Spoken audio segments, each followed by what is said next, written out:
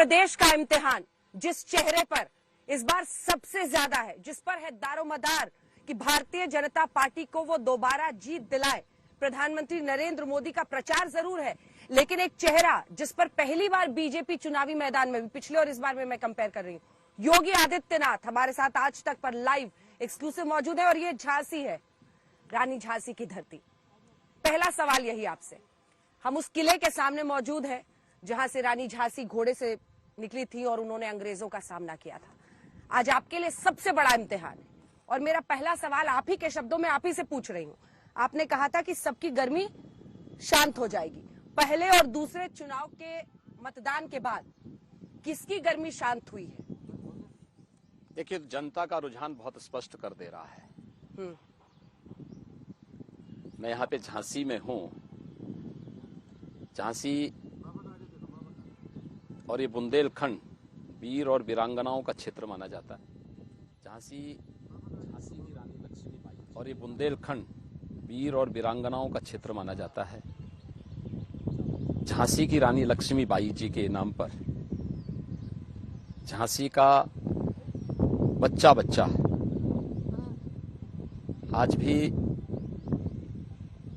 पूरी मजबूती के साथ भारत माता की उस महान वीरांगना के प्रति नतमस्तक होता है। और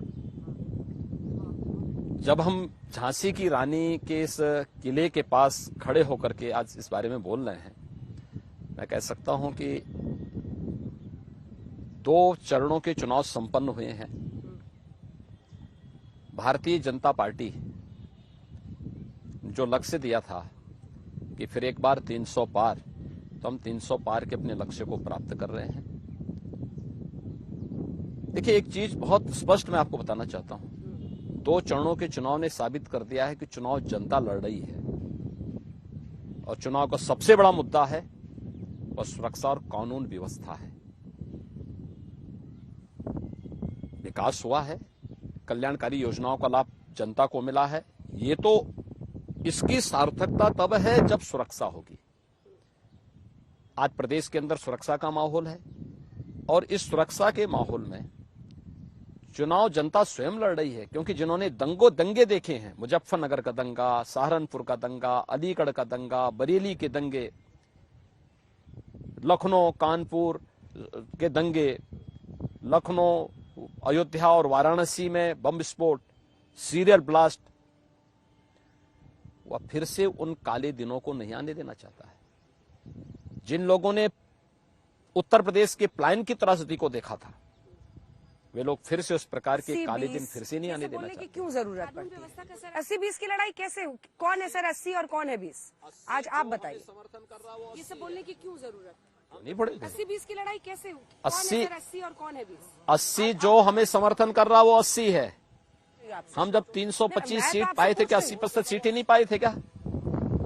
ये हिंदू वर्सेस मुस्लिम वोट नहीं दे रहा हो, 20 ही सोच हो सकती है। जो हमें वोट देगा वो 80 बहुत है। चालाकी से आप हिंदू वर्सेस मुस्लिम कर रहे हैं और बताना नहीं चाहते। मैं वही तो बोलूंगा जो सच होगा। बहुत चालाकी से आप हिंदू वर्सेस मुस्लिम कर रहे हैं और बताना नहीं चाहते। मैंने कहा ना, मैंने वही कहा, जो हमें वोट दे रहा वो 80 में है, जो वोट नहीं कर रहा वो 20 में है।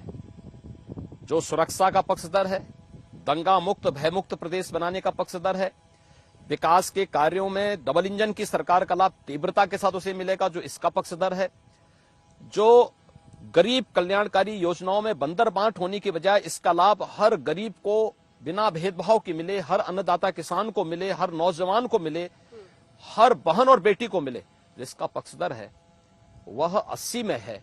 और जो नहीं चाहता है कि ये सब चीजें हों,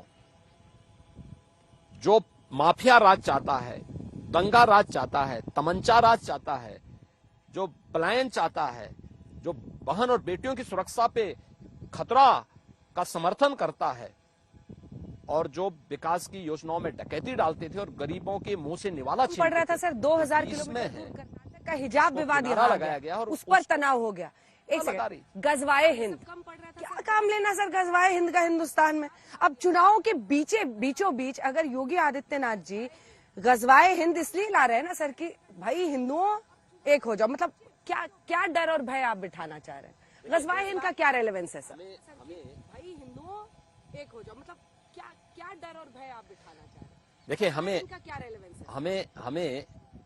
हमें कोई भय नहीं, क्योंकि हर एक को मालूम है कि प्रदेश के अंदर आज के दिन पे दंगा करेगा तो एक बार जरूर सोचेगा कि इस दंगे तीसरे दिन वसूली की नोटिस निकल जाएगी, हर चौराहे पे तस्वीर लग जाएगी, तीसरे दिन वसूली की नोटिस निकल जाएगी, और जो बाप दादों ने कमाया होगा ना, ये सब एक झटके में सब वसूली होकर के सरकार फिर दंगा कराना उसे सिखा देगी। ये मालूम है, ये डबल इंजन की सरकार ही कर पाएगी। लेकिन सवाल ये है, जो लोग तालिबान लाने का सपना देख रहे हैं, जो दंगा राज लाने का सपना देख रहे हैं, और जो लोग आधी आबादी को उसके अधिकार से वंचित करना चाहते हैं, तो उनको तो यही बोलना पड़ेगा कि भाई गजवाई हिंद का ये सपना एक कयामत के दिन तक उनका पूरा नहीं होने वाला है। भारत संविधान से चल रहा है, संविधान से ही चलेगा। पर्सनल अटैक नहीं कर रही हूँ सर, लेकिन ये चलाने बातें हो रही है। वो कह रहे हैं किसी भी कि योगी जी तो बाबा कहते हैं आपको, अखिलेश यादव, आपको जो पहनना है आप अपने मन के हिसाब से पहनते हैं, और इस देश में वैसी आजादी है, तो फिर लड़कियों को ये क्यों ना आजादी हो अगर वो स्वेच्छा से हिजाब पहनना चाहती हैं? आजादी है, तो फिर लड़कियों को ये क्यों ना आजादी हो अगर वो स्वेच्छा से हिजाब पहनना चाहती हैं? कोई बालिका स्वेच्छा से हिजाब नहीं पहनती है। क्या 3 तलाक की कुप्रथा का बालिकाएं स्वेच्छा से स्वीकार करती थी क्या? थोड़ा पूछो तो ना उन बेटियों से, उन बहनों से पूछो तो। मैंने तो लखनऊ में 3 तलाक की पीड़ित महिलाओं का सम्मेलन किया था। मैंने तो उनकी आंखों के आंसू को देखे हैं, उनके माता पिता और भाई बहन की आंखों को देखे हैं। जब बहनें मंच पे आकर अपनी बात कह रही थी, किस रूप से उनके पीछे बैठे हुए वहां पर सामने जो बैठी हुई मां, उनके किसी के पिता, किसी की मां, किसी का भाई आंसू बहा रहा था। जौनपुर की एक महिला तो ऐसी आई थी, 3 तलाक की पीड़ित थी, और धन्यवाद देने के लिए आई थी कि मैं मोदी जी को धन्यवाद देती हूं कि उन्होंने 3 तलाक की कुप्रथा से हमें मुक्ति दिलाई। बाद में मैंने पूछा भाई कि कोई और बोलना चाहता है, तो 2 बालिकाएं और आई। मैंने कहा भी कौन है? तो उन्होंने बताया कि साहब जो सबसे पहली महिला बोली थी ना, हम उनकी बहनें हैं। तो मैंने कहा आपको क्या परेशानी है? उसने कहा हम दोनों बहनों ने शादी इसलिए नहीं की क्योंकि हमारी सबसे बड़ी बहन की शादी हुई थी, 3 तलाक के नाम पर उसको छोड़ दिया था उसके पति ने, उसका जीवन बर्बाद किया था, इसलिए हम अन्य बहनों ने शादी नहीं की। फिर कोई बेटी क्या 3 तलाक की कुप्रथा का समर्थन करती है क्या? व्यक्तिगत पहनावा, व्यक्तिगत जीवन में पहन रहे हैं ना सर, आप भी पहन रहे हैं। व्यक्तिगत घर तक, बाजार तक और उसके व्यक्तिगत कार्यों तक सीमित हो सकता है। हम सब तो सार्वजनिक जीवन में पहन रहे हैं ना सर, आप भी पहन। मैं क्या करूं, मैं पहन रहा हूं, मेरा लिबास है, लेकिन मैं उसको अपने कार्यालय पे थोपता नहीं हूं। क्या मैं अपने कार्यालय में सबको बोलूं कि आप भगवा पहन के आओ? क्या मैं पार्टी में सबको बोल दूंगा? नहीं बोल सकता। हर एक को स्वतंत्रता होनी चाहिए, और संस्था है तो संस्था का अपना अनुशासन होना चाहिए। क्या कोई हमारा पुलिसकर्मी बोलेगा कि साहब मैं तो जो है इस जाति का हूं, मैं इस मजहब का मानने वाला हूं, मैं क्यों पहनूंगा यूनिफॉर्म? तो चल गई फोर्स। फिर तो बीजेपी ने मौका देखा, संस्थाएं 2-3 मंत्री निकल गए, पुष्कर सिंह धामी साहब, उनको भी संविधान से उत्तराखंड चलता है, बचाना है। शरीयत से नहीं चलता यूनिफॉर्म है, हमें ये समझना होगा। बीजेपी ने मौका देखा, 2-3 मंत्री निकल गए, पुष्कर सिंह धामी साहब, उनको भी उत्तराखंड बचाना है। यूनिफॉर्म सिविल कोड को इसी बहाने पुश करने की बात करें। यूनिफॉर्म सिविल कोड, देखिए, यूनिफॉर्म सिविल कोड की जब आवश्यकता पड़ेगी, भारत सरकार सक्षम है, उसको अपने स्तर पर उस पर समीक्षा करेगी, कार्रवाई करेगी। लेकिन मेरा ये मानना है, हम भारत के संविधान के प्रति, बाबा साहब भीमराव अंबेडकर के द्वारा प्रदत्त संविधान के प्रति पूरा सम्मान का भाव रखें, और भारत की व्यवस्था को संविधान के अनुरूप चलाएं। इसको शरीयत से चलाने या किसी व्यक्तिगत कानून से चलाने का हम लोग प्रयास न करें। पोलराइजेशन पर हम आगे चुके होते होते शून्य हो जाएगी। पहले 2 राउंड पर ये उनका बयान, और वो कह रहे कि जो ध्रुवीकरण आप लोग चाह रहे थे इतनी मुश्किल कि हो जाए किसी तरह से, वो ध्रुवीकरण नहीं हो रहा है उत्तर प्रदेश में। कि जो ध्रुवीकरण आप लोग चाह रहे थे इतनी मुश्किल कि हो जाए किसी तरह से, वो ध्रुवीकरण नहीं हो रहा है उत्तर प्रदेश में। देखिए, एक बात बताऊं मैं, ये चुनाव इस समय जनता लड़ रही है। समाजवादी पार्टी के चेहरे की उड़ी हुई हवा और उनके हर मंच पर हो रही मारपीट इस बात का प्रमाण है। उनको तो अपनी लाज बचानी मुश्किल हो रही है अपने घर के अंदर। मंचों पर पब्लिक ये दृश्य देख नहीं रही इन लोगों की। वही हवा है, वही सपा है, कुछ भी बदला नहीं है। वही गुंडागिर्दी, वही अराजकता, वही उदंडता, वही माफिया, वही दंगाई। तो कैसे जनता विश्वास करेगी उनको? मुझे एक बात बताइए, आपने पिछले 10 दिन के अंदर के समाजवादी पार्टी के तस्वीरों को देखा? आप बीजेपी की भी कार्यक्रम में जाइए, प्रधानमंत्री जी का हो, मेरा हो, या गृह मंत्री जी का हो, या किसी की भी बीजेपी के किसी भी नेता के कार्यक्रम में आप जाइए, आधी सभा में आपको 30 से लेकर 50% तक माताओं बहनों की संख्या, बेटियों की संख्या दिखाई देगी। मंच पर भी उनकी उपस्थिति होगी। सपा के किसी मंच पर सपा की जो भीड़ आ रही है उसमें कहीं महिलाओं की या उनकी संख्या दिखाई देती है क्या? आधी आबादी तो उनके कार्यक्रमों में वैसे ही नहीं जाती भय के मारे, और उनके पार्टी के आसपास महिलाएं नहीं आ रही। लोग वैसे भी उनसे एक दूरी रखते हैं। ये आप तो नई चुनौती दे रहे हैं। आप कह रहे हैं कि अखिलेश यादव के और उनके पार्टी के मैं क्या कह रहा हूँ, महिलाएं नहीं आ रही। मैं क्या कह रहा हूँ, महिलाओं ने हर बेटी, हर बहन, हर माता अपना आशीर्वाद भारतीय जनता पार्टी के प्रत्याशियों को दे रही है।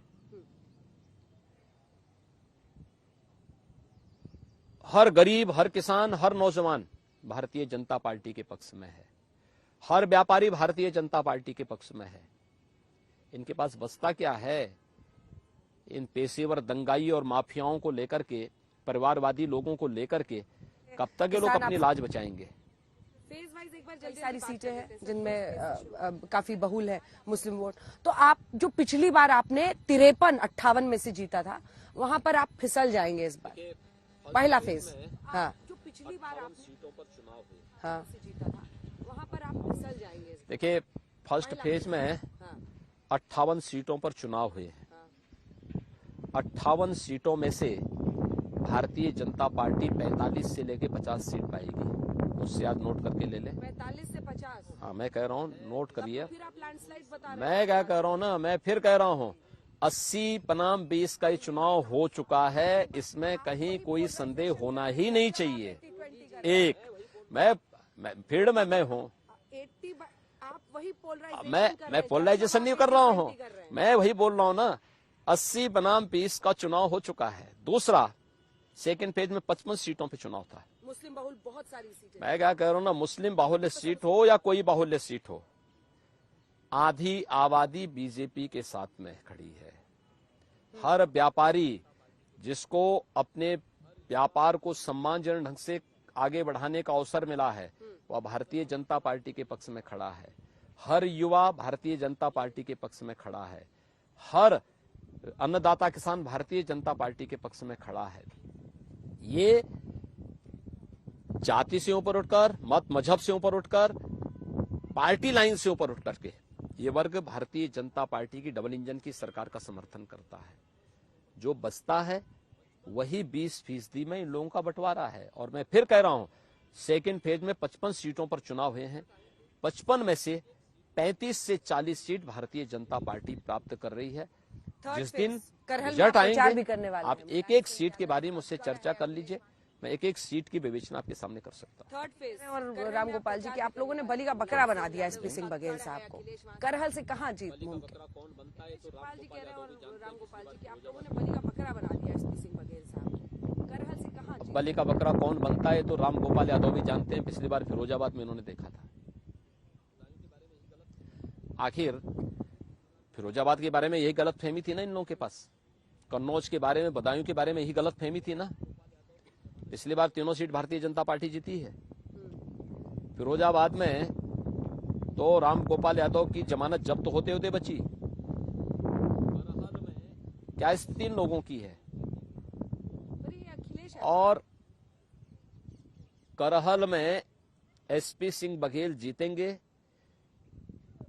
सपा अपनी हार की खिन आज किस रूप में उतार रही है कि प्रोफेसर एसपी सिंह बघेल के काफिले पे हमला करवा रही है, नारेबाजी कर रही है। चुनाव लड़ना, अभी शांतिपूर्ण तरीके से चुनाव लड़ी, हम भी लड़ रहे हैं। हमला कराने के मतलब क्या है? यहाँ पर वो तो आश्वस्त है कि उनकी हताशा को परफॉर्मेंस प्रदर्शित आपको करता है। पटका नहीं देगी। ये यादव बहुल बेल्ट है सर, यहाँ पर वो तो फिरोजाबाद भी उनकी परफॉर्मेंस आपको पटका नहीं देगी। फिरोजाबाद भी यादव बहुल्य ही थी जब भारतीय जनता पार्टी ने लोकसभा चुनाव जीती थी, और तब तो ये लोग सपा, बसपा, कांग्रेस, लोकदल सब चारों एक साथ थे। तब तो चारों एक साथ थे। तो 2019 में तो बीजेपी वहां जीती थी। इसके बाद ये रायबरेली और इन तमाम कांग्रेस की टिकट पर ही जीती थी ना वहां पर। आपको लगता है अभी तो थर्ड फेज की हम बात कर इस रहे हैं। तरह का कमाल थर्ड की बीजेपी से क्या कह रहा हूँ ना, और मैंने जो कहा आपको, अभी तो थर्ड फेज की हम बात कर रहे हैं ना, आने दीजिए ना, इधर बीजेपी सभी जीतेंगे। और मैंने जो कहा आपको, 80% से कम सीट बीजेपी को नहीं मिलने वाली है। चुनाव आज के दिन पे पार्टी पुर्टी कम है, पार्टी पीछे हो चुकी है, जनता सामने आ चुकी है, पब्लिक चुनाव लड़ रही है। और जब जनता चुनाव लड़ती है ना, वह माफिया को नहीं बर्दाश्त करती है, अपराधी को बर्दाश्त नहीं करती है, पेशेवर दंगाइयों को बर्दाश्त नहीं करती है, भ्रष्टाचारियों को बर्दाश्त नहीं करती है। तो अखिलेश जी की बौखलाहट है तो इसी बात की बौखलाहट है। लेकिन इसमें फिर आता है ना सर, फिर आपका लखीमपुर अब उसमें भी होना है, हाथरस में हाँ ना, तो वोट होना कहीं है। है ना, क्या दिक्कत है? ऐसे हादसे हैं ना जिनमें हाथरस की तीनों सीट भारतीय जनता पार्टी जीत रही है, लखीमपुर की सभी 6 की 6 सीट बीजेपी जीत रही है। सभी सीटें आप जीतेंगे। एकदम इतना जीतेंगे। विरोध वहाँ पे कह रहे हैं कि नेता जा नहीं पा रहे अपने अपने खुद प्रचार के लिए, वो अपनी एरिया में नहीं मैं जा रहा हूं वहां, मैं पहले भी गया था, फिर जा रहा हूं मैं तो वहां। कौन रोक रहा है? मैं तो हाथरस से भी होके आया हूं। हाथरस में हाथरस का भी, सादाबाद का भी और सिकंदराबाद की भी सीट भारतीय जनता पार्टी जीत रही है, प्रचंड बहुमत से जीत रही है। अति आत्मविश्वास तो नहीं हो रहा है? कोई अति आत्मविश्वास अंदर नहीं। झिझक है कि कोई अति मामला इस आत्मविश्वास बार गड़बड़ा सकता है? हम लोग जमीन पे रहते हैं, जमीन पे सोते हैं और जमीन की बात करते हैं। मैं बड़े बाप का बेटा नहीं हूं, मैं एक सामान्य सन्यासी हूं, एक योगी हूं, जो सच होगा वही बोलूंगा। अखिलेश की तरह नहीं हूं कि 12 बजे सो करके उठो, फिर उसके बाद शिवपाल यादव उनको जो रटा दे वह वही बोलेंगे। शिवपाल यादव जी को मौका नहीं तो रामगोपाल यादव शिवपाल जी की तो अभी एंट्री हुई, पिछली बार तो सब बिखरे हुए थे, तभी तो आप लोग ये वाले यादव बेल्ट में भी अच्छा कर पाए थे। इस बार तो सारे एक साथ हैं, चाचा भतीजा सब। चाचा वापसी भतीजा हो गई है। सत्ता की लूट में बराबर के भागीदार थे, लूट में बराबर के भागीदार है। पब्लिक को दिखाने के लिए, सहानुभूति प्राप्त करने के लिए लोग अलग अलग दिखाते थे। एक साथ खा रहे हैं, एक साथ रह रहे हैं, एक साथ सब कुछ कर रहे हैं, फिर भी अलग कैसे? लेकिन उस बेचारी के तो आप लोगों ने वक्तव्य दे दे करके शिवपाल के बेचारे को दुर्गति करती है उसकी। तो उसकी स्थिति तो न घर की है न घाट की है।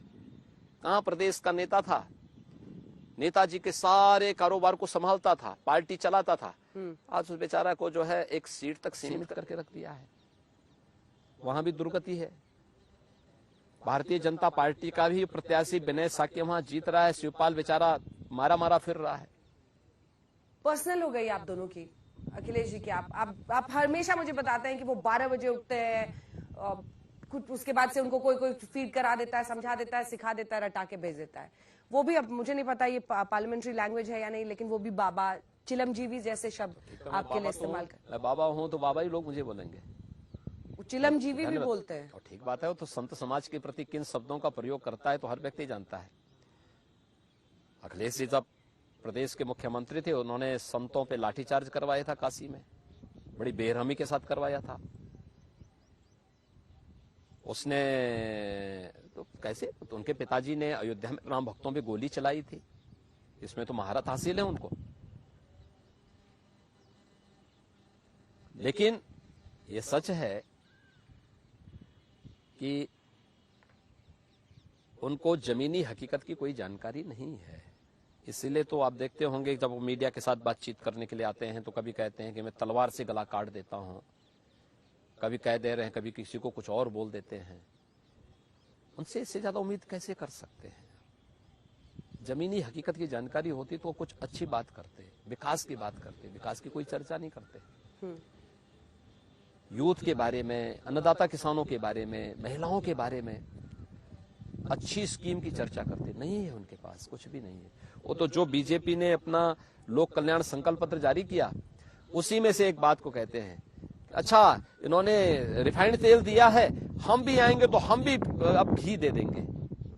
उनको मालूम है कि जब बिजली, इनके समय में बिजली कभी नहीं मिली, कहते हैं अच्छा अब हम आएंगे तो हम भी इतने यूनिट तक बिजली फ्री दे देंगे। अरे जब सत्ता में थे तब तो बिजली नहीं दे पाते थे प्रदेश की जनता को। और ये बुंदेलखंड में है हम लोग। मैं यही पूछने वाली थी, आपने क्या किया है बुंदेलखंड के लिए? यहाँ के बुंदेलों को 70 वर्षों तक जिन लोगों ने एक एक बूंद पानी के लिए तरसाया है, ये सही वक्त है। मैंने कल यही कहा है, जिन लोगों ने 70 वर्षों तक एक एक बूंद पानी के लिए तरसाया है, आज उन लोगों को जवाब देने का समय आ गया है। आप डबल इंजन की सरकार की बात कर रहे हैं, प्रधानमंत्री मोदी जी के नेतृत्व में बुंदेलखंड के हर गांव में हर घर नल की योजना आज साकार हो रही है। हर घर तक पेयजल उपलब्ध करा रहे हैं हम लोग। आप देख रहे होंगे, हर गांव में आप जाइए, कहीं पाइप बिछ रहा है, कहीं ओवरहेड टैंक बन रहा है, कहीं ट्रीटमेंट प्लांट बन रहे हैं। अगले कुछ महीनों में सब हर घर तक पानी पहुंचेगा। दशकों से लंबित 1 दर्जन से अधिक सिंचाई की परियोजनाएं यहां पूरी हुई हैं।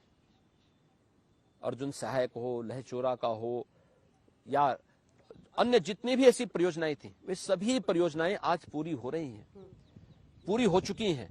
और यहां पर हर खेत को पानी मिल रहा है। बुंदेलखंड एक्सप्रेसवे का सपना इनका साकार हो रहा है। इन्होंने बुंदेलखंड को माफिया, खनन माफिया, भू माफिया, वन माफिया के हवाले कर दिया था। हमारी सरकार के समय माफिया की कमर तोड़ दी गई है और आज यहां पर हर गरीब को आवास की सुविधा मिल रही है। आप अनुमान करिए, मैं कल ललितपुर में था।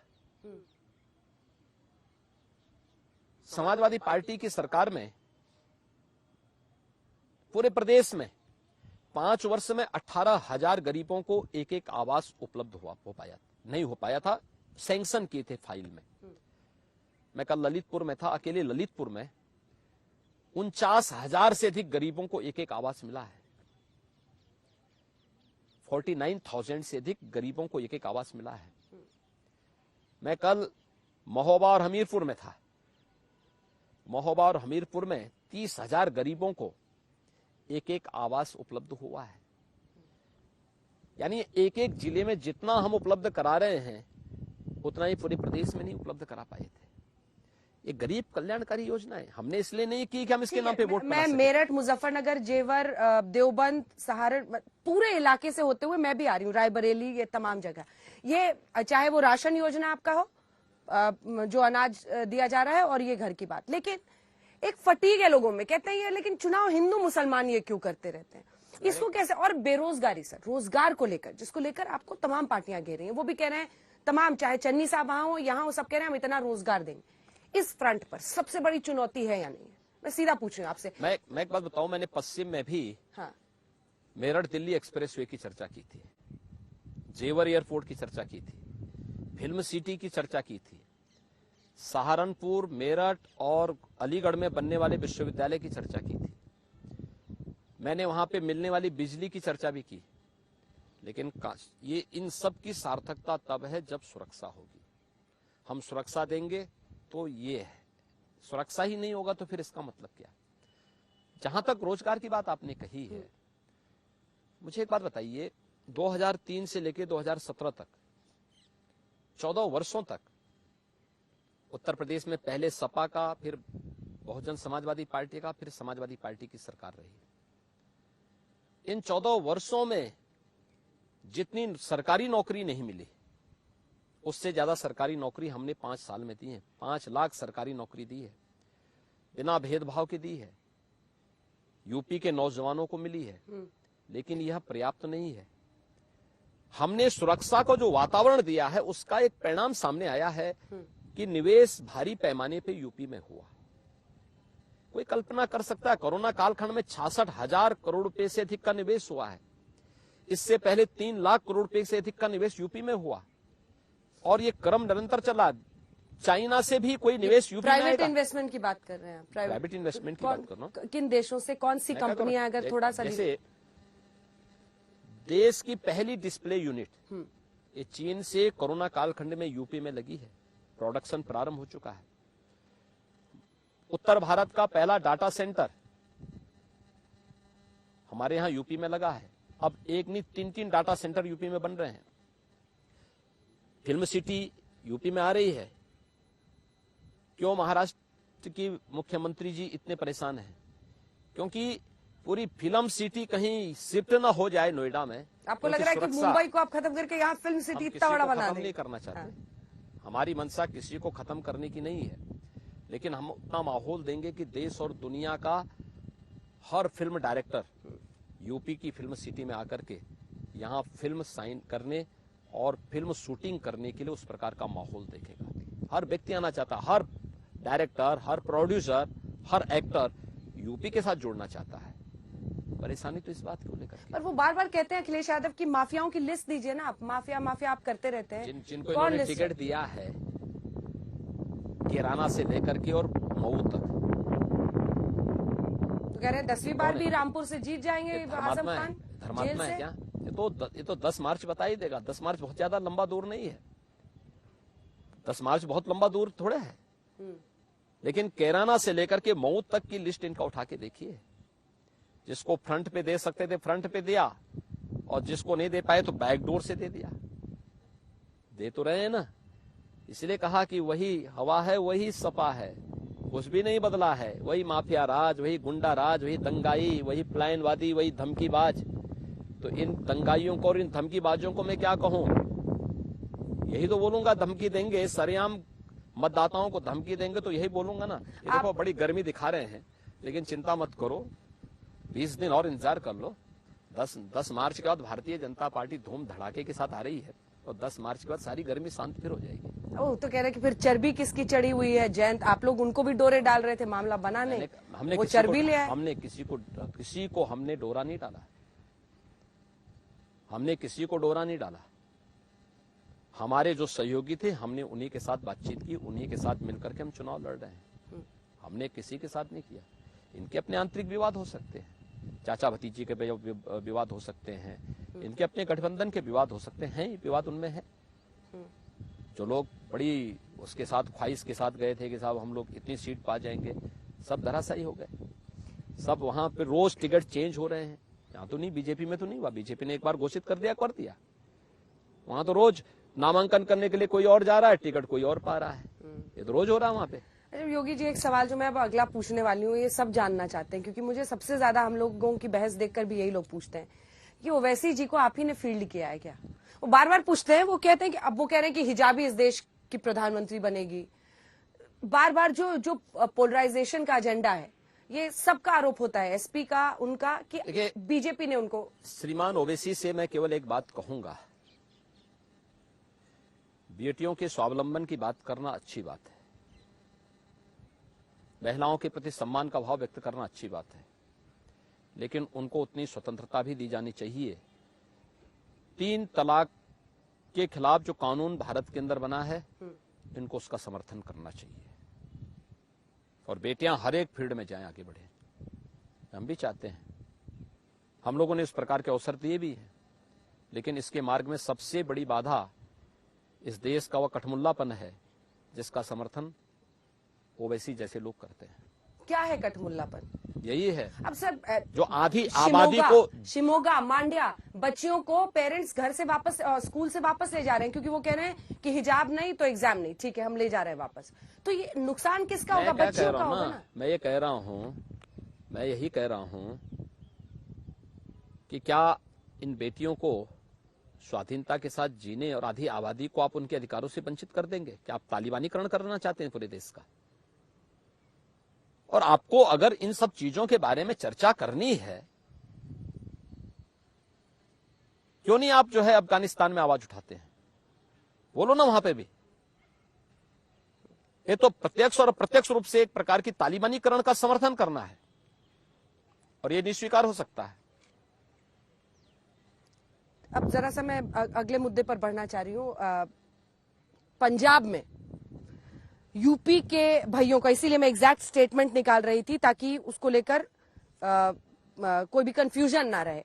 जो उन्होंने एग्जैक्ट कहा है उसमें उन्होंने कहा है कि भाइयों को मतलब यहां पर घुसने नहीं देना है, और फिर वो कहते हैं पंजाबियों एक हो जाओ। अब इसको बीजेपी बार बार कह रही है कि यूपी बिहार वालों का अपमान हो गया। वो कह रहे हैं कि हमने केजरीवाल के कॉन्टेक्स्ट में बोला था। देखिए, ये चन्नी साहब का, पंजाब के मुख्यमंत्री, और प्रियंका जी वहां पर मौजूद थी। देखिए, गांधी यानी ये जो नेहरू गांधी परिवार के नाम पर लोगों ने देश के अंदर जनता के साथ जो धोखा किया है कांग्रेस ने, लगातार किया है। यानी राष्ट्रपिता महात्मा गांधी को भी इन्होंने नहीं बख्शा। गांधी जी के विचारों की हत्या इन्होंने की है। और कांग्रेस ने देश को जितना जख्म दिए हैं, इतने जख्म दिए हैं कि देश कांग्रेस को बर्दाश्त करने की स्थिति में नहीं है। जातिवाद का, क्षेत्रवाद का, भाषावाद का, आतंकवाद का, अलगाववाद का, नक्सलवाद का, ये सब कांग्रेस के द्वारा दिए गए जख्म हैं। और कांग्रेस आज अपने पुराने किए का कर्मफल पा रही है। उसने देश के साथ जो किया, आज देश रिटर्न में उसको वही दे रहा है। श्रीमान चन्नी कल वाराणसी भी आए थे। कल संत शिरोमणि रविदास जी महाराज की पावन जयंती थी। कुछ भी प्रेरणा लिए होते सदगुरु रविदास जी महाराज से, तो इस प्रकार के नकारात्मक बयान देने से बचते हैं। वोट बैंक की खातिर आप देश की एकता को तोड़ना चाहते हैं। वोट बैंक की खातिर आप राष्ट्र की एकता को ध्वस्त करना चाहते हैं। वोट बैंक की खातिर इन्होंने आतंकवाद की आग में देश को झोंका था। लेकिन ये देश कांग्रेस के इस प्रकार के बयानों को कतई स्वीकार नहीं करेगा और कतई नहीं स्वीकार करता है। वो कह रहे हैं कि हमने यूपी बिहार के लोगों का अपमान नहीं किया। मैं क्या कह रहा हूँ ना, ये तो हर व्यक्ति जान रहा है इनकी मंशा क्या है। ये तो राहुल गांधी भी चुनाव लड़ रही है सर, राहुल ऐसी बात पे ताली बजाएंगे। राहुल गांधी भी तो यही करते हैं। यूपी में आके कुछ और बोलते हैं, केरल में जाके कुछ और बोलते हैं, भारत के बाहर जाके कुछ और बोलते हैं। तो ये सब बहुरूपिया ब्रांड हैं, सब नमूने हैं, ये भारतीय राजनीति के नमूने। इनकी बातचीत में कोई विश्वास नहीं करता। इसीलिए नहीं करता है क्योंकि ये राजनीति को इन्होंने विश्वसनीय बनने नहीं दिया। इनके वक्तव्य रोज बदलते हैं, इसलिए उनसे बहुत उम्मीद नहीं की जा सकती। एक विवाद उठा आपके राजपूत होने पर, गर्व करने पर। तो क्या बुराई है इसमें? क्या किसी जाति में जन्म लेना बुरा है क्या? ये कोई बुरा नहीं है। मैं क्षत्रिय कुल में पैदा हुआ हूं, इसमें कौन बुरी बात है? मैंने उसके बाद संन्यास लिया है, एक योगी के रूप में लोक कल्याण के कार्यों में लगा हुआ हूं। और सच्चा क्षत्रिय तो वही है जो छत्र बनकर के गरीब दीन दुखियों की रक्षा के लिए अपने आप को होम कर ले। इसमें बुरा क्या है? वो कहते हैं कि आप अपनी जातिवाद को बढ़ा रहे हैं। मैं जातिवाद नहीं बढ़ा रहा हूं। हाँ। किसी ने मुझसे पूछा है, मैं तो हमेशा अपने को योगी आदित्यनाथ लिखता हूं। मैं तो कुछ भी अपनी जाति का टाइटल भी नहीं लिखता। मुझे तो योगी आदित्यनाथ के नाम पे ही लोग संबोधित करते हैं। लेकिन उस कुत्सित मानसिकता, उस निकृष्ट मानसिकता को आप देख सकते हैं जो मुझे जाति नाम से संबोधित करते हैं। हाँ, वो आपका पूरा नाम बोलते हैं, अजय सिंह बिष्ट। बोले ना, क्या दिक्कत आ रही है? अजय सिंह बिष्ट मेरा नाम था, कौन बुरी बात है? संन्यास लेने के बाद मेरा नाम, मेरे गुरु द्वारा प्रदत्त नाम मेरे पास आया। लेकिन मुझे गर्व होता है इस बात पर कि मैं एक उत्तम कुल में पैदा हुआ हूं और मुझे अपने समाज और अपने देश की सेवा करने का अवसर प्राप्त हुआ है। दूसरी तरफ ये सवाल उठता है कि आप जब उच्चतम कुल कहते हैं तो क्या बाकी लोगों को, मतलब एक मुख्यमंत्री के तौर पर, भारत का हर नागरिक उच्चतम कुल में पैदा हुआ है। हर नागरिक, हमने हर व्यक्ति को, हमारे यहां हर व्यक्ति को उत्तम कुल का ही माना गया है। और देखिए, महाभारत तो हमें यहां तक कहता है कि दुर्लभम भारतीय जन्म मानुषम तत्र दुर्लभम। भारत में जन्म लेना दुर्लभ है और उसमें भी मनुष्य के रूप में जन्म लेना और भी दुर्लभ है। तो हम सब भारतवासी तो बहुत ही सौभाग्यशाली हैं कि हम लोग दुनिया में सर्वश्रेष्ठ कुल में पैदा हुए हैं। हर भारतवासी अपने आप में इस पर गौरव की अनुभूति करे, लेकिन जिसको अपने कुल खानदान पर ही गौरव की अनुभूति नहीं हो सकता है, जिसको बताने के लिए नहीं वो बताएगा नहीं, छुपाएगा, लेकिन जिसको बताने के लिए उसको बोलना चाहिए कि हम तो महाभारत के इस उपदेश को पाते हैं, उसमें हर भारतीय वासी को उसमें गौरव की अनुभूति करनी चाहिए। लेकिन यही राजपूत से फिर राजपूत वर्सेस ब्राह्मण की एक लड़ाई छेड़ दी जाती है। कोई लड़ाई नहीं यहाँ पे। अजय मिश्र टेनी सर, उस सवाल को मैं किससे से लिंक कर रही हूँ। फर्स्ट फेज में जब जिस दिन वोटिंग हो रही थी उस दिन आशीष मिश्रा को बेल मिल जाती है। अभी कहा जा रहा है कि बीजेपी इसी वजह से डरी हुई है कि ये राजपूत वर्सेस ब्राह्मण हो रहा है, ब्राह्मण नाराज ना हो जाए तो इसलिए वोटिंग वाले दिन लड़ाई बेल राजपूत बनाम वर्सेस उसकी कभी थी ही नहीं। ये मामला न्यायालय के पास था, सुप्रीम कोर्ट की निगरानी में एसआईटी बनी है, एसआईटी उसको देख रही है, एसआईटी उस चीज को आगे बढ़ा रही है और एक सुप्रीम कोर्ट के द्वारा नियुक्त न्यायमूर्ति इन पूरे कार्यों की उनकी निगरानी उनकी देखरेख में हो रही है। इसमें राज्य सरकार तो कहीं है ही नहीं, कहीं भी राज्य सरकार नहीं है, तो फिर यहाँ पे सरकार को आप जाति के साथ कैसे जोड़ सकती हैं? लेकिन वोटिंग वाले दिन सर उनको बेल मिलना, कोई वोटिंग नहीं थी जी,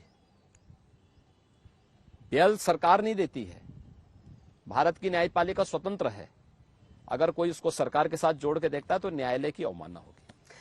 चुनाव के एन पहले इतने सारे नेताओं का पलायन हुआ तो बोला गया कि बीजेपी का जो उत्तर प्रदेश में एयरपोर्ट है वहां डिपार्चर ज्यादा है, अराइवल कम है। आप अपर्णा यादव को तो ले, अभी आप सर वंशवाद के खिलाफ कह रहे थे, पर आप देखिए आप अपर्णा यादव को लेकर आए ना, सबसे छोटी बहू को मुलायम सिंह यादव की नर्सरी में।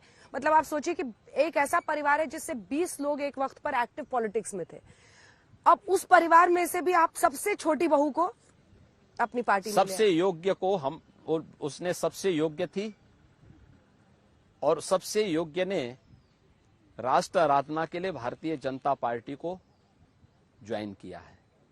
मैं कहता हूं अपर्णा यादव के सामने अखिलेश यादव बहस कर ले, आमने सामने बहस हो जाए, पता लग जाएगा कौन व्यक्ति कितना योग्य है। बस जाने दीजिए और की चर्चा ही बंद कर दीजिए, बाकी तो मैं और औरों की चर्चा ही नहीं करूंगा। यही दोनों में ही हो जाए बहस, योग्यता और मेंबर की योग्यता का पता लग जाएगा। इन्हीं दो में करा दो ना, पता लग जाए कौन योग्य है। अगर वह सेवा, अपर्णा यादव मुलायम सिंह जी की बहू बनने के पहले भी एक समाज सेवी के रूप में लखनऊ में काम करती थी, ऐसा तो है नहीं कि ना करती रही हो।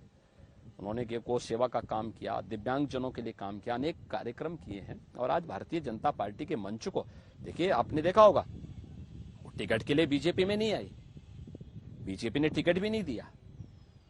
उन्होंने कहा नहीं, मोदी जी के राष्ट्र आराधना के कार्य के साथ मैं जुड़ने के लिए आई हूं, मैं तो उसी में काम करूंगी। आई है, काम कर रही है। ऐसे अदिति सिंह को आप ले आए। अदिति सिंह, मैं तो परिवारवाद वाले सारे लिस्ट गिना रही हूं। परिवारवादी कहाँ, कौन से परिवार, किस परिवार की है? अखिलेश सिंह की बेटी है। अखिलेश सिंह नहीं है ना आज के दिन पे, तो पर परिवार तो वही है ना सर। विधायक अदिति सिंह है, अपने दम पर है, अपने बल पर है। आज वो विधायक के रूप में काम कर रही है, अगर वो बीजेपी में आ जाती तो कौन बुरा है? यानी सपा में रहे, कांग्रेस में रहे तो अच्छा है, और बीजेपी में आ जाए तो बुरा हो जाए। आरपीएन सिंह को आप यहाँ पर, आरपीएन सिंह पहले से वो केंद्र में मंत्री रहे हैं, गृह राज्य मंत्री थे। मैं क्या करूं ना, भारत सरकार में मंत्री थे, कांग्रेस सरकार के मंत्री थे। आज कांग्रेस की प्रासंगिकता पर स्वयं उन्होंने प्रश्न खड़ा किया कि कांग्रेस अब नहीं रही, उस लायक नहीं है, इसलिए कांग्रेस को तिलांजलि दो, इससे पहले कि ये डूबे। अच्छा है हम लोग अपना दूसरा रास्ता। लेकिन क्या इससे वो कैरेक्टर जिस पर आप लोग बहुत ही गर्व करते थे कि हमारा तो चाल चरित्र चेहरा, हमारा वही तो चाल है, वही चरित्र है, वही चेहरा है, सब आ गए, सब तो घुल मिल गया है। कोई घुल मिल नहीं गया है। बीजेपी ने आज भी इस चीज को पूरी तरह पालन किया है। अपने दम पर कोई कार्यकर्ता काम कर रहा है तो उसको आगे बढ़ने का भरपूर अवसर दो, लेकिन अगर कोई बाप की विरासत के आधार पर राजनीति करना चाहता है तो उसको कोई जगह नहीं। काम करे पहले एक कार्यकर्ता के रूप में, पार्टी की क्राइटेरिया में खरा उतरेगा तो अवश्य मौका मिलेगा, नहीं उतरेगा तो फिर एक सामान्य कार्यकर्ता के रूप में। इस चुनाव का एक चरित्र ये भी है कि एक तरफ तो सर पहली बार आपके चेहरे पर, पिछले चुनाव एक तरह से प्रधानमंत्री नरेंद्र मोदी के इर्द गिर्द हुआ था, उनके चेहरे पर हुआ था, पहला चुनाव आपके चेहरे पर है। पहला चुनाव है पोस्ट कल्याण सिंह। कल्याण सिंह इस प्रदेश की राजनीति में एक बड़े चेहरे के तौर पर थे। वेस्टर्न यूपी में देखें तो अजीत सिंह नहीं रहे। इन तीनों फैक्टर्स पर मैं एक एक करके आपका एनालिसिस चाहती हूँ। कितना बोझ कितना लग रहा है सर, ये बताइए 10 मार्च को लेकर। देखिए, हम लोग कभी बोझ में नहीं रहते। देखिए, यहाँ पे 18 से 20 घंटे कार्य करने वाले लोग हैं। हर परिस्थिति में काम करते हैं। कोरोना हमारी चाल को नहीं रोक पाया, हमारी गति को नहीं रोक पाया, तो चुनाव क्या रोकेंगे? क्योंकि चुनाव के समय तो केवल व्यक्ति को एक तरफा कैंपेन का साथ जुड़ना पड़ता है। कोरोना कालखंड में तो हमें जीवन भी बचाना था, जीविका को भी बचाना था। तो जब हमारी गति को कोरोना नहीं रोक पाए तो चुनाव नहीं रोक पाएंगे। एक दूसरा, हमारे नेता मोदी जी हैं। एक अभिभावक के रूप में, एक नेता के रूप में मोदी जी के नेतृत्व में हम लोग चुनाव लड़ रहे हैं और प्रधानमंत्री मोदी जी के ही मार्गदर्शन में हमने जो कुछ भी किया उनके नेतृत्व में किया है। कल्याण सिंह जी हमारे वरिष्ठ नेता थे, उनका आशीर्वाद सदैव भारतीय जनता पार्टी के साथ था। भारतीय जनता पार्टी सदैव उनके मूल्यों, उनके आदर्शों का पालन की है। लेकिन हां, जनता जरूर सपा को सबक सिखाना चाहती है, जिन्होंने कल्याण सिंह जी के दुखद मौत पर कल्याण सिंह जी का अपमान किया था। और दो शब्द भी समाजवादी पार्टी ने कल्याण सिंह जी की मौत पर संवेदना के व्यक्त नहीं किए थे। ये राजनीति के गिरते हुए स्तर को दिखाता है कि समाजवादी पार्टी किस प्रकार की घटिया राजनीति कर रही है। पोस्ट अजीत सिंह, आपको लग रहा है कि वो जाट जो वेस्टर्न यूपी में है उनका मिलेगा? देखिए, अजीत सिंह जी ने, मुझे अभी एक उनका वीडियो मिला था जिसमें उन्होंने सपा के बारे में बड़ी वास्तविक टिप्पणी की थी और राष्ट्रीय लोक दल के कार्यकर्ताओं को संबोधित कर रहे थे। उसमें उन्होंने एक बात कही थी। उन्होंने कहा था कि देखो भाई, ये सपा सुपा विश्वास बहुत मत करना। जिस गाड़ी में सपा का झंडा समझो बैठा है कोई प्रदेश का कुख्यात गुंडा। और ये अजीत सिंह जी का वक्तव्य है। इसका ऑडियो वीडियो आपके पास होगा, कृपया अगर आप दिखा सकेंगे चैनल पे, तो वास्तविकता खुलनी चाहिए और लोगों के सामने वास्तविकता आनी चाहिए कि अजीत सिंह जी क्या। लेकिन इस सब के बावजूद आज उनके बेटे आपके रथ को रोकने के लिए अखिलेश यादव से हाथ मिला रहे। देखिए, मैंने कहा ना, आज इन नेताओं के दायरे के बाहर चुनाव है। जनता जनार्दन इनको अलग कर चुकी है। चुनाव आज जनता लड़ रही है और चुनाव जनता जनार्दन ही इस चुनाव को लेकर आगे बढ़ रही है। पूर्वांचल, 2-3 आखिरी के जल्दी जल्दी सवाल है। पूर्वांचल, देखिए अभी तक हमने बात कर ली जाट, किसान, मुस्लिम बेल्ट, उसके बाद से यादव बहुल बेल्ट है, धीरे धीरे जैसे पूर्वांचल पिछले 4 चुनावों से रिपीट नहीं कर रहा है अपनी चॉइस को। यानी जिनको वो पहली बार देते हैं उसके बाद अगली बार उनको उखाड़ फेंकते हैं। कैसी बात कर रहे हैं? एक्सप्रेसवे कितना चलेगा? नहीं, आप कैसे इस बात को कह सकती हैं? पूर्वांचल में और बुंदेलखंड में शासन की योजनाओं का मैक्सिमम लाभ पहुंचा है। गरीब कल्याणकारी योजनाएं हो या फिर डेवलपमेंट की जुड़ी हुई योजना। अलीगढ़ से मुलायम सिंह जी भी सांसद थे और अखिलेश जी भी सांसद हैं। लेकिन आजमगढ़ जो हमारा सेंट्रल क्षेत्र पूर्वांचल का पड़ता है, मध्य का क्षेत्र है, वहां पूर्वांचल एक्सप्रेसवे के साथ भारतीय जनता पार्टी की सरकार ने जोड़ा। वहां पे महाराज सुहेलदेव के नाम पे विश्वविद्यालय भारतीय जनता पार्टी की डबल इंजन की सरकार ने बनाया। वहां पर एयरपोर्ट का निर्माण भारतीय जनता पार्टी की डबल इंजन की सरकार बना रही है। आप अगर गोरखपुर की तरफ आएंगे, गोरखपुर में एम्स का निर्माण, बंद पड़ चुका खाद का कारखाना, देवरिया, कुशीनगर, महाराजगंज, सिद्धार्थनगर, बस्ती, बलरामपुर, बहराइच, गोंडा, अयोध्या, सुल्तानपुर, अंबेडकर नगर, ये जितने जिले हैं, जौनपुर, गाजीपुर, चंदौली, सोनभद्र, मिर्जापुर, ये सब मेडिकल कॉलेज स्थापित हो रहे हैं। प्रतापगढ़ मेडिकल कॉलेज स्थापित कौन कर रहा है? ये डबल इंजन की भारतीय जनता पार्टी की सरकार कर रही है।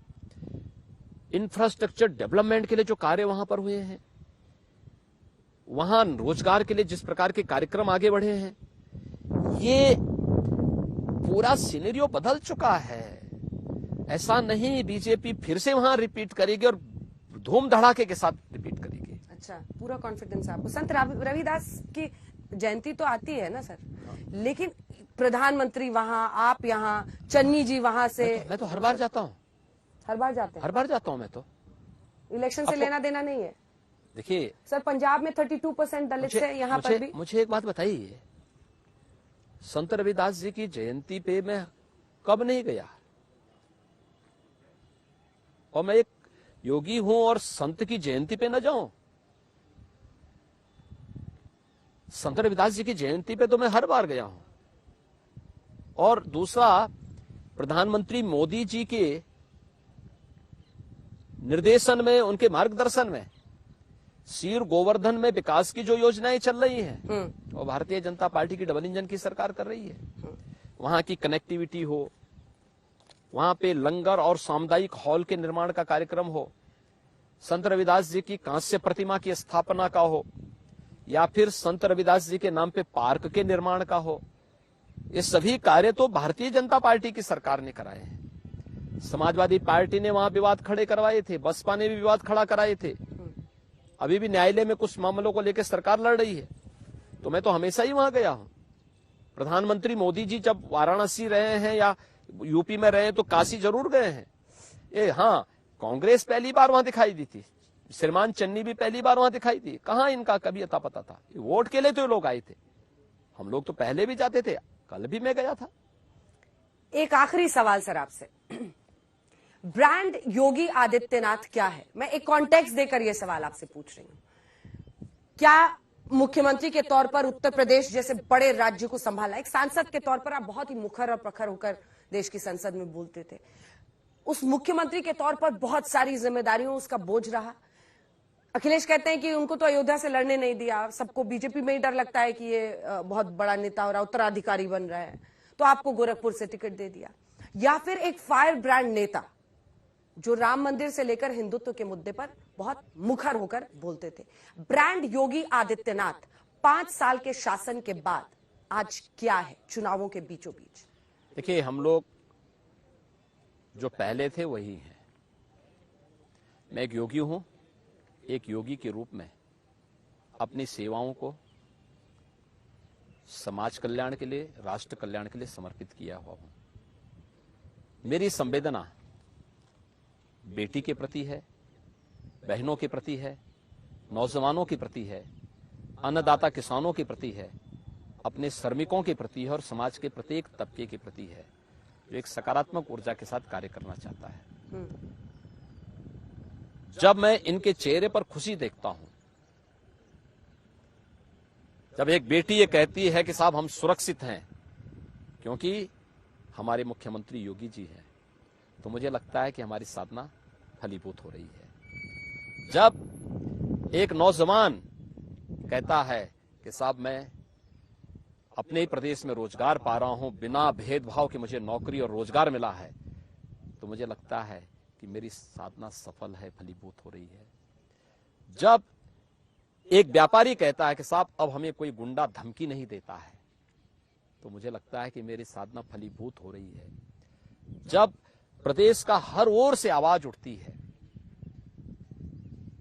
कि प्रधानमंत्री मोदी जी के नेतृत्व में भारतीय जनता पार्टी की डबल इंजन की सरकार ने अच्छा काम किया है, मुझे लगता है कि एक योगी के रूप में, एक सन्यासी के रूप में मेरा सेवा धर्म फलीभूत हो रहा है।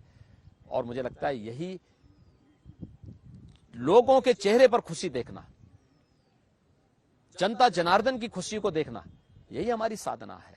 हमारा व्यक्तिगत कुछ नहीं है, जो कुछ है तो दियम वस्तु गोविंदा तुभ्यमेव समर्पये के भाव के साथ कार्य करते हैं, दिन रात कार्य करते हैं, मजबूती के साथ काम करते हैं, बिना किसी की परवाह के बगैर काम करते हैं। और हमारा सौभाग्य है कि दुनिया के सबसे बड़े लोकप्रिय नेता प्रधानमंत्री मोदी जी का आशीर्वाद और उनका मार्गदर्शन इस पूरे अभियान के साथ लोक कल्याण के कार्यों में, विकास के कार्यों के लिए, गरीब कल्याण के कार्यों के लिए मुक्त हस्त से प्राप्त होता है। बस इससे बड़ा सौभाग्य क्या हो सकता है। योगी आदित्यनाथ जी, आपका बहुत बहुत धन्यवाद। आज तक पर आने के चुनाव के बीचों बीच आपने प्रचार से कीमती वक्त निकाला, तमाम सवालों का जवाब दिया। 10 मार्च का इंतजार रहेगा, फिर अगले राउंड आपसे बातचीत होगी। आपको बहुत बहुत धन्यवाद। आपने अपना उग्र रूप नहीं दिखाया।